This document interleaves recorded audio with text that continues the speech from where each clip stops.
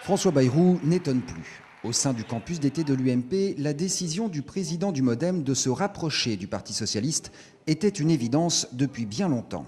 Je dirais que le glissement du MoDem vers la gauche et vers une alliance avec le Parti socialiste, ce n'est que la suite de ce qui s'était passé dans l'entre-deux tours de la présidentielle. C'est sa seule moyen d'exister, c'est juste de la réelle politique. Après le score des européennes, il était déjà au fond et apparemment il compte y rester. Pour beaucoup ici, cet ultime revirement de François Bayrou signe une fin de trajectoire politique. À quelques mois des régionales, l'UMP courtise déjà la branche libérale du MoDem. Ceux qui sont de réels électeurs de centre-droit ou du centre et qui ont fait confiance jusque-là à François Bayrou devraient se réveiller.